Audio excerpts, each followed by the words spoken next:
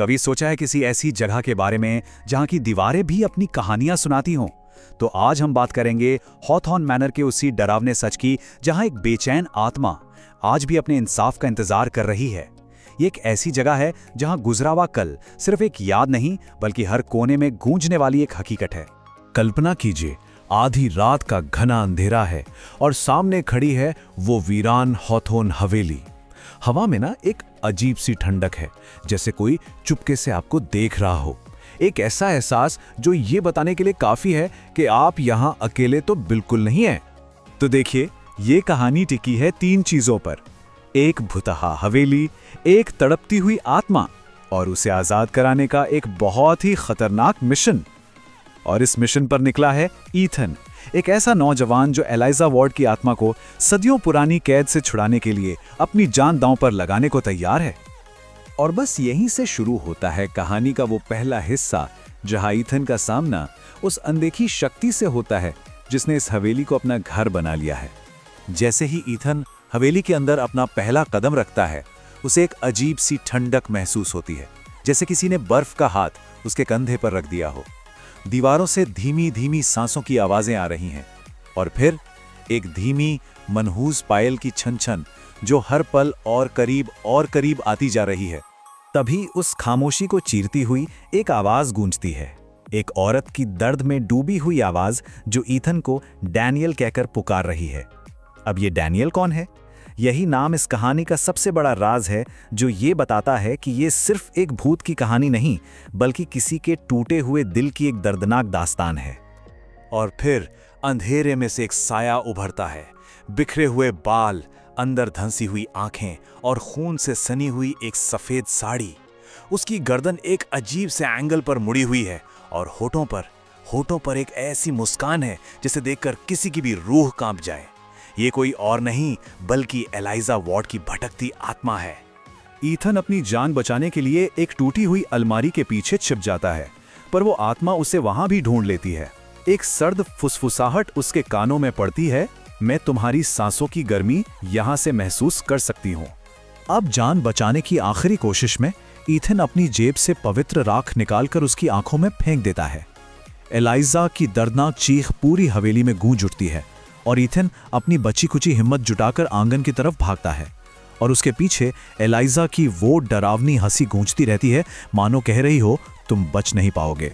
हवेली से किसी तरह जान बचाकर भागने के बाद ईथन ये तो समझ जाता है कि ये कोई आम भूत नहीं है, इसे डराकर भगाया नहीं जा सकता। अगर एलाइजा को सच में मुक्ति दिलानी है तो उसके दर्दनाक अतीत के पन्नों को पलटना ही होगा। जख्मी हालत में ईथन एक बूढ़े साधु के पास पहुंचता है। वो साधु उसे बताते हैं किसी आत्मा को आजाद करने के लिए पहले उसके जख्मों को समझना पड़ता है। और यहीं से खुलता है एलाइजा की दर्दनाक जिंदगी का वो राज। ये बात है साल 1947 की। एलाइजा एक मासूम लड़की जिसे हवेली के मालिक के बेटे डैनियल से प्यार हो गया। लेकिन जब डैनियल के परिवार को इस रिश्ते के बारे में पता चला तो उन्होंने उसे डायन करार दे दिया और गर्भवती हालत में उसी आंगन में उसे जिंदा जला दिया। उसकी आखिरी सांस एक शराब बनकर हवा में गूंज उठी, मैं वापस आऊंगी। और उसने अपना वादा निभाया भी। उसकी मौत के बाद हवेली का हर सदस्य एक एक करके रहस्यमयी बीमारियों का शिकार होने लगा और फिर एक गायब हो गया। देखते ही देखते वो आलीशान हॉथॉर्न मैनर एक वीरान और खामोश कब्रगाह में तब्दील हो गया। एलाइजा की ये दर्दनाक कहानी सुनकर ईथन उसे इंसाफ दिलाने की कसम खाता है। और अब शुरू होता है इस कहानी का आखिरी और सबसे खतरनाक पड़ाव, मुक्ति का अनुष्ठान। साधु उसे बताते हैं कि एलाइजा की मुक्ति के लिए 3 पवित्र चीजों की जरूरत पड़ेगी, जो हवेली में ही कहीं छुपी हुई हैं। एक पुरानी बाइबल, पवित्र जल की एक शीशी और एलाइजा की तस्वीर वाला एक जंग लगा हुआ लॉकेट। ईथन को इन तीनों चीजों को ढूंढकर आंगन की आग में जलाना होगा। जैसे ही ईथन दोबारा हवेली में कदम रखता है, एलाइजा का भयानक साया उसे रोकने के लिए सामने आ जाता है। इस बार उसका गुस्सा 7वें आसमान पर है। वो चीखती है, तुम इस जगह से जिंदा नहीं जाओगे। और अब शुरू होता है अच्छाई और बुराई का वो आखिरी युद्ध। कुर्सियां हवा में ताश के पत्तों की तरह उड़ रही हैं, दीवारों पर डरावनी परछाइयां रेंग रही हैं।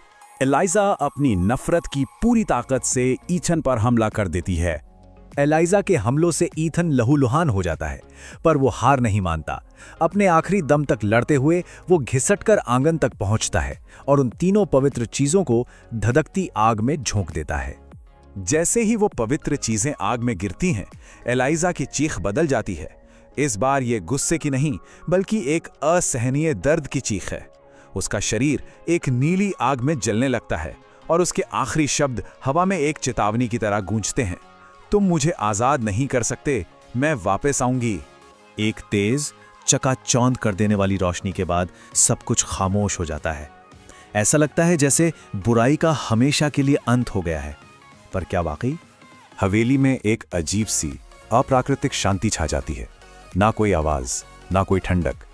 आंगन में अब सिर्फ राख और खामोशी बची है। अपनी आखिरी सांसें गिनता हुआ ईथन जमीन पर गिर पड़ता है और सालों में पहली बार उसे हवेली में एक अजीब सी गर्माहट और शांति महसूस होती है। उसे लगता है कि उसने एलाइजा को हमेशा के लिए आजाद कर दिया है।